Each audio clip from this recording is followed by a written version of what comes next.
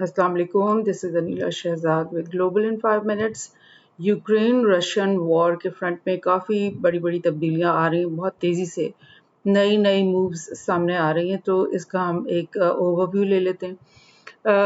For instance जो Wagner group के जो लीडर थे फ्रिगोजन, उनकी न्यूज़ तो आपने फॉलो की होगी कि बहुत सनसनीखेज किस्म की उन्होंने एक कू करने की कोशिश की प्रेसिडेंट पुतिन के खिलाफ, और वो बेलारूस सॉरी यूक्रेन के फ्रंट से उन्होंने अपनी जो फोर्सेस हैं उनको निकाला, और कॉन्वॉयज़ जो हैं वो लंबे लंबे जो है ट्रक्स और वेपन्स से लेस जो उनकी एक पूरा कॉन्वॉय था वो पहले रोस्टोव पहुंच गया, जो रशियन प्रोविंस है रोस्टोव, उसके कैपिटल सिटी रोस्टोव में पहुंच गए और वहाँ पर उन्होंने मिलिट्री इंस्टॉलेशंस पे कब्जा कर लिया। और उसके बाद उन्होंने ऐलान किया कि अब हम हमारी नेक्स्ट मूव है कि हम मॉस्को की तरफ जा रहे हैं, और मॉस्को के जाने का मकसद उनका ये था कि वो उनका कहना था कि जो डिफेंस इस्टेब्लिशमेंट है और जो जनरल्स हैं रशियन मिलिट्री के, वो बहुत गलत फैसले कर रहे हैं, और उनकी गलत फैसलों की वजह से जो यूक्रेन में जो हमारी वॉर है वो नतीजा अंगेज नहीं हो पाएगी। यानी कि मतलब ये एक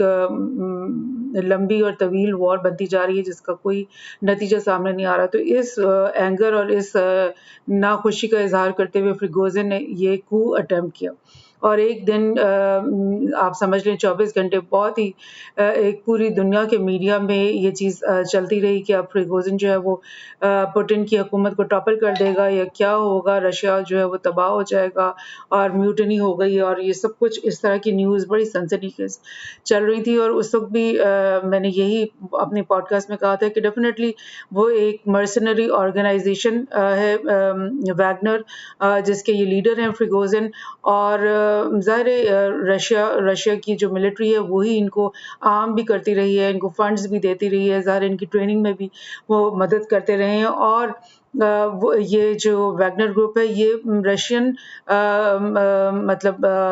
गवर्नमेंट और पुतिन के इशारों पे ही मुख्तलिफ दुनिया के मकामात में गई, और उन्होंने जो भी अपने एक्शंस किए। तो ये बड़ा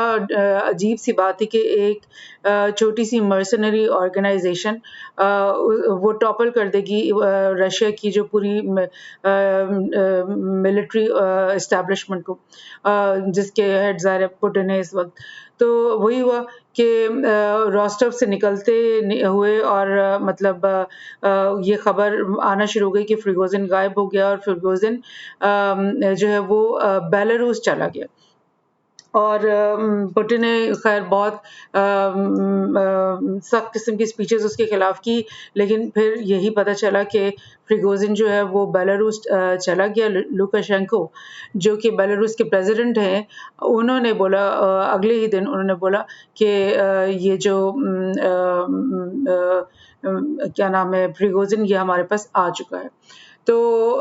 अब ये चीज़ जब न्यूज़ आई तो डेफ़िनेटली वो जो म्यूटनी और वो खू की जो बातें थी वो तो ख़त्म हो गई, लेकिन इससे कुछ और बातें सामने आ रही हैं। पहली बात ये कि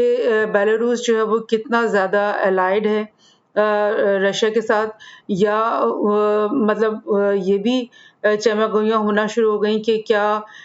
बेलारूस ने पुतिन को नाराज़ करते हुए प्रिगोजिन को अपने पास पनाह दी है, या फिर क्या प्रिगोजिन को पुतिन की एमा पर ही बेलारूस आने की इजाज़त मिली है। तो इस तरह की बातें होने लगी हैं, और लोगों ने ये भी कहना मीडिया में शुरू कर दिया, वेस्टर्न मीडिया में, कि ये इस म्यूटिनी के बाद जो है ना बिल्कुल लग रहा है कि पुतिन जो है अब चंद दिनों का मेहमान है, और उसका वो जो है वो टॉपल हो जाएगी उसकी गवर्नमेंट। बहरहाल वो तो अभी तक ऐसा कुछ नहीं हुआ,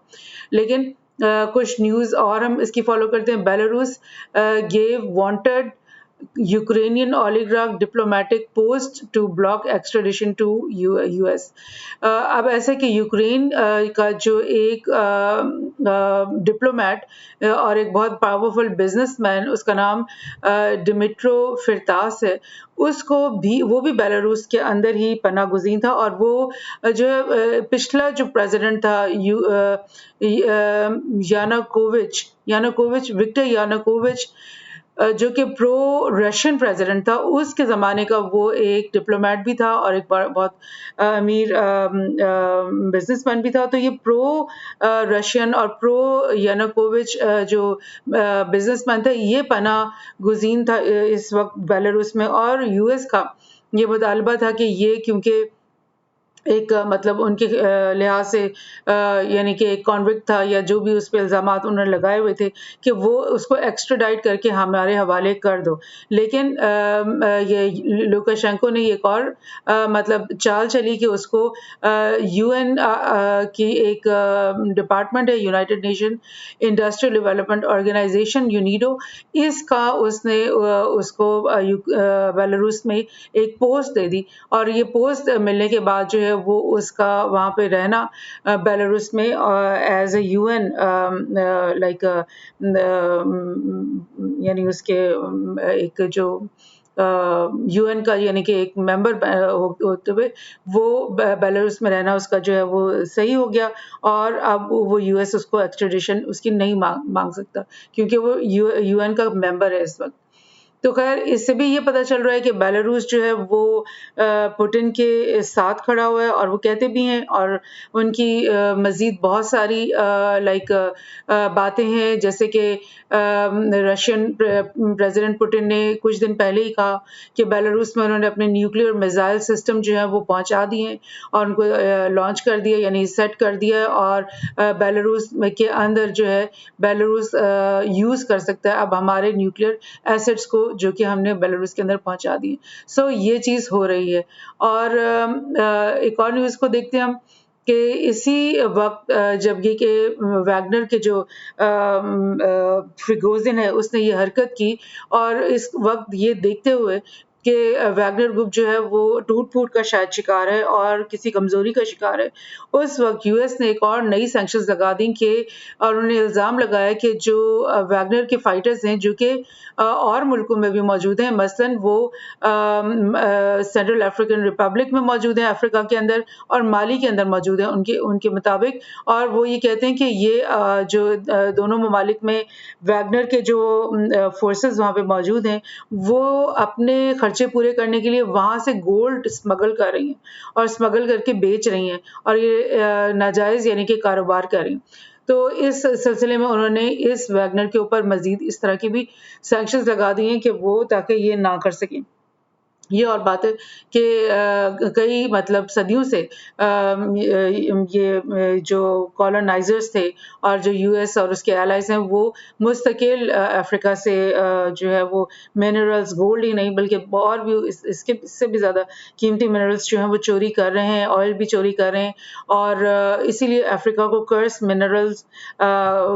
कॉन्टिनेंट भी कहा जाता है। तो बहरहाल वो तो उनको बुरा नहीं लगता, लेकिन उनको ये बहुत बुरा लग रहा है कि वैगनर जो है वो क्यों वहाँ से गोल्ड निकाल रहा है और बेच रहा है और अपने खर्चे पूरे कर रहा है इससे। तो ये भी एक बात हो गई। और इसके अलावा मैं आपको बताती हूँ कि पोलैंड और लिथुआनिया दोनों के जो प्रेसिडेंट्स हैं उन्होंने ज़ेलेंस्की को विज़िट किया। ये 28 जून की खबर है और कीव में वो आए हैं और उन्होंने विज़िट किया है। और इस विज़िट के अंदर जो है ख़ास बात ये थी कि लाइक ज़ेलेंस्की ने इस बात का ज़िक्र भी किया और एक तरह से दबे लफ्ज़ों में उसने डिमांड भी की है कि नेटो के अंदर जो यूक्रेन की मेंबरशिप है उसकी बात की जाए और बहुत जल्द आने वाली नेटो समिट जो विल्नियस में होने वाली है उसके अंदर ज़ेलेंस्की ने इन दोनों अपने पार्टनर्स को कहा कि इस समिट में जो है ये बात ज़रूर होनी चाहिए। और इस समिट का मकसद ही ये होना चाहिए कि यूक्रेन को ये इंटीमेशन दी जाए और या उसको इसके बारे में एक पॉजिटिव चीज़ दी जाए कि वो जल्द ही नेटो के अंदर शामिल कर दिया जाएगा। एक और जगह पे मैंने यही ज़ेलेंस्की की एक और आपको बात यहाँ से बता दूँ कि उसने ये बोला कि हाँ, we understand that we cannot be members of NATO during the war, but we need to be sure that after the war we will be. Zelensky ने प्रेस कॉन्फ्रेंस में कहा इन्हीं दोनों लीडर्स के मौजूदगी में। उसने ये बोला कि ठीक है, हमें पता है कि जंग के बीच में तो हम नेटो के मेंबरशिप नहीं बन सकते, लेकिन हमें ये श्योरिटी मिलनी चाहिए कि जैसे ये जंग खत्म होगी तो फिर हमारी मेंबरशिप वहाँ पर हो जाएगी। लेकिन ये किस तरह से वो इसको प्रॉमिस कर सकते हैं, क्योंकि अगर ज़ेलेंस्की ये जंग हार जाता है और रशिया या पुतिन इस जंग को जीत जाते हैं तो फिर तो सवाल ही नहीं पैदा होता कि वो नेटो के मेंबरशिप बने, बल्कि वो तो उनको रशिया का एलाय बनना पड़ेगा। So how can they promise this thing? बहरहाल ये ज़ेलेंस्की जो है डिमांड कर रहा है। बार-बार डिफरेंट समिट्स में, डिफरेंट मीटिंग्स में वो ये बात करता रहता है। इसके अलावा एक बहुत ही इंटरेस्टिंग बात हुई है कि ये जैसे ही फ्रिगोजिन ने ये हरकत की और ये म्यूटनी की बातें हुई, उसके साथ-साथ ही जर्मनी ने ये ऐलान किया कि वो लिथुआनिया के अंदर अपनी 4000 ट्रूप्स जो हैं वो परमानेंटली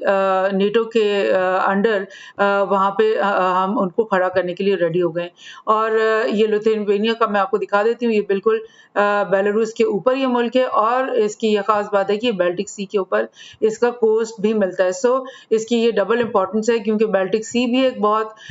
लाइक सेंसिटिव प्लेस है। इसके ऊपर आपको पता है सारे स्कैंडिनेवियन कंट्रीज लगते हैं और साथ ही ये पोलैंड है, जो कि पोलैंड भी आपको पिछले पॉडकास्ट में बताती रही हूँ कि पोलैंड भी बहुत ही वोकल रहा है। और इसी तरह से नॉर्वे और ये जो स्वीडन और फिनलैंड है, ये भी वोकल रहे हैं और पोलैंड तो बहुत ज़्यादा वोकल रहा है इस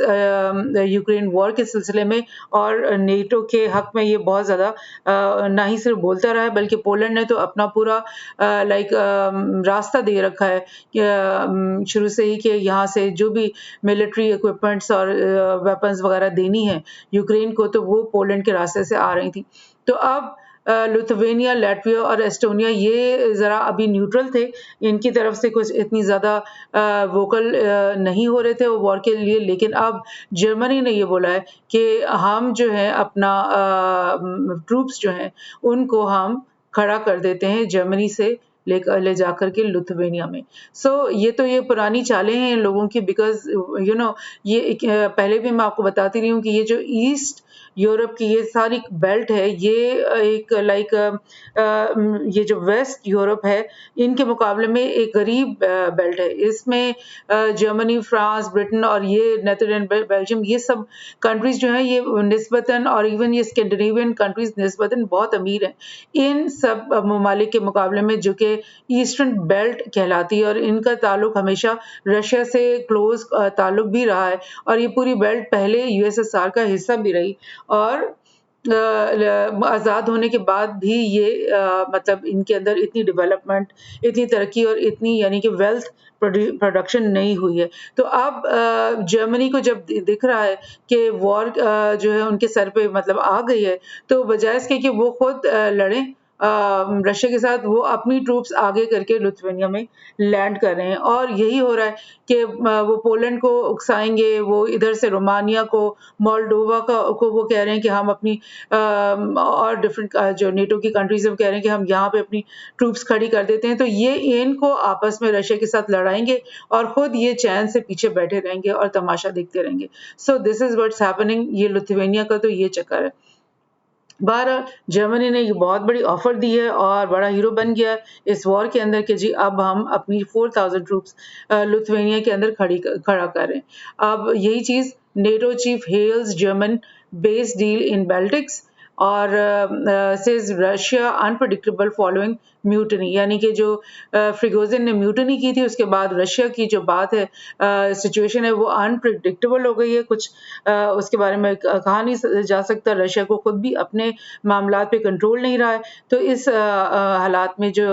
जर्मनी ने जो बेस डील की है लिथुआनिया के अंदर, वो बहुत ज़बरदस्त उसने डील कर दी है और लाइक सिचुएशन को कंट्रोल में अब हम और यानी कि ला सकेंगे। बहरहाल इस सारी न्यूज़ के पीछे एक जो न्यूज़ मैं ढूंढ रही थी और वो मुझे मिल गई, वो ये कि असल में हुआ क्या है। असल में हुआ ये है कि ईयू लीडर्स, यहाँ पे आपको दिख रहा है कि meet in the shadow of failed Wagner mutiny, लेकिन रियल न्यूज़ है क्या, मैं आपको बताती हूँ। वो ये है कि इस मीटिंग में जो ये ईयू के लीडर्स मिले हैं और उन्होंने लिथुवेनियन प्रेसिडेंट जो गिटनास नौसीडा है उसने भी ये बात की है इन्हीं मीटिंग्स के दौरान कि पोटेंशियली वैगनर फोर्सेस की मौजूदगी हो सकती है नेबरिंग बेलारूस के अंदर, यानी उनका ये ख्याल है कि ये जो फ्रिगोजिन अब रोस्टोव में आने के बाद मॉस्को जाने के बजाय बेलारूस आ गया है, तो इसका ये भी तो मतलब हो सकता है कि फ्रिगोजिन अपनी एक नई लाइक मर्सनरी फोर्स बेलारूस के अंदर तैयार करेगा और क्योंकि वो खुलेआम रशिया ऐसी मर्सनरी फोर्स बेलारूस में दाखिल नहीं कर सकता था, बिकॉज वो उसको ये नहीं कहना चाहता था कि ये नहीं चाहता था कि लोग ये दुनिया के ममालिक ये कहें कि बेलारूस के अंदर जो है वो डायरेक्ट वॉरफेयर शुरू कर दी है रशिया ने, तो इसलिए उसने फ्रिगोजिन को इस तरीके से वहाँ घुसाया है कि वो लगे कि जी ये तो पुतिन से लड़ के यहाँ पर आया, लेकिन असल में वो अपनी एक यहाँ पर नई मर्सनरी फोर्स तैयार करेगा जिसकी मदद से वो लोग मजीद इस बॉर्डर के ऊपर यूक्रेन के लोगों के साथ लड़ सकेंगे। यानी पहले तो ईस्टर्न बॉर्डर के ऊपर ये लोग मौजूद ही हैं, लेकिन अब ये नॉर्दर्न बॉर्डर पे भी फ्रिगोजिन की मदद से यहाँ पर एंटर हो सकते हैं। सो ये एक बहुत